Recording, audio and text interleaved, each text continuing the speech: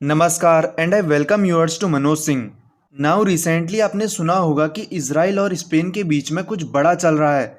ऐसा चल रहा है कि स्पेन ने इजराइल के खिलाफ एंटी इजराइल मूव चलना स्टार्ट कर दिया है।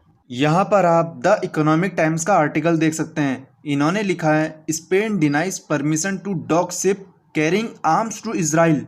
यानी कि इजराइल को जो हथियार दिए जा रहे थे उस हथियार से भरी शिप को स्पेन ने अपने वहाँ रोकने से मना कर दिया है। और ये पहली बार है ऐसा कि किसी कंट्री ने किसी दूसरी कंट्री के शिप को अपने वहाँ डॉक करने से मना कर दिया हो, और वो भी स्पेन जैसे यूरोपियन कंट्री ने। अच्छा, ये शिप आ कहाँ से रही थी? ये आ रही थी इंडिया से। इंडिया से ये इजराइल जा रही थी हथियार लेकर। अब उसमें हथियार थे या फिर कुछ और थे, अब क्या पता, हमें भी नहीं पता। और ऐसा गवर्नमेंट का कोई आदेश आया भी नहीं है अभी तक। लेकिन जब ये जा रही थी इसने स्पेन में रोकने के लिए मदद मांगी, लेकिन वहाँ की सरकार ने इसे मना कर दिया और आगे चलता किया। वेट वेट वेट वेट, अब आप सोच रहे होंगे कि भाई ये क्या बोल रहा है तू, इसको स्पेन जाने की ज़रूरत ही क्या है?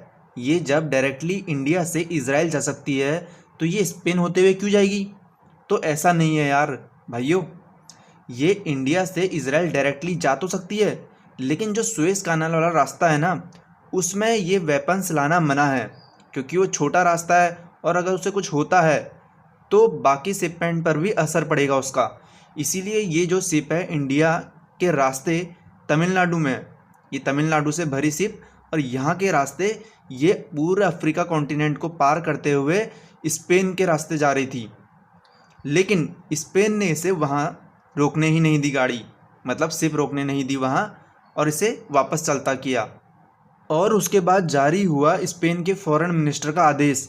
इन्होंने लिखा, this will be a consistent policy with any ship carrying arms to Israel that wants to call at Spanish port.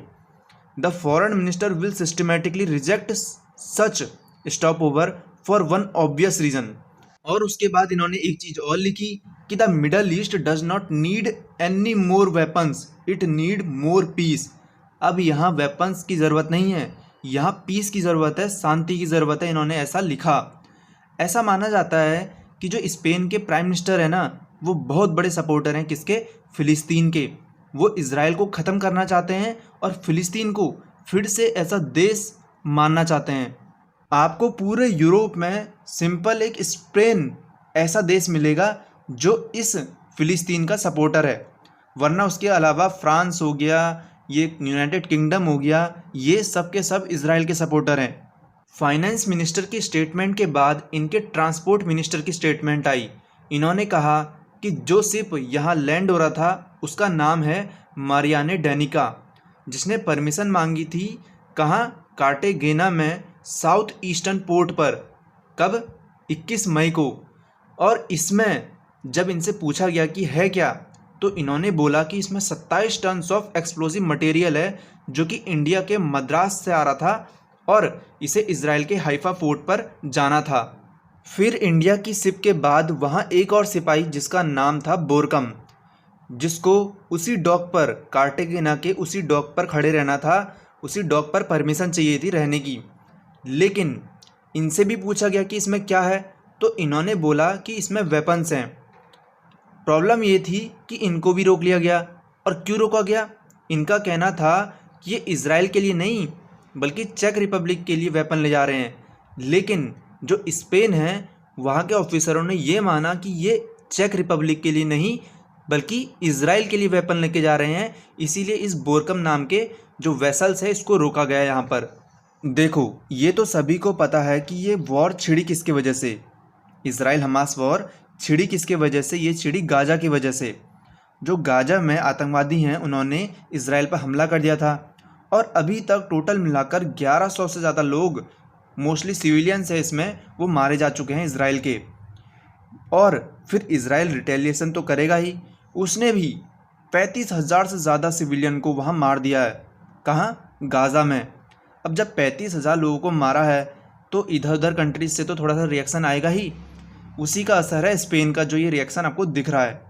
अच्छा, तो ये स्पेन के पीएम है कौन? तो इनका नाम है पेड्रो सांचेज। ये स्पेनिश सोशलिस्ट वर्कर पार्टी के जनरल सेक्रेटरी हैं। और इन्होंने इकोनॉमिक्स से डॉक्टरेट की उपाधि हासिल की है। उसके अलावा स्पेन की टोटल पॉपुलेशन 4.78 करोड़ है, जो कि इंडिया का आधा भी नहीं है।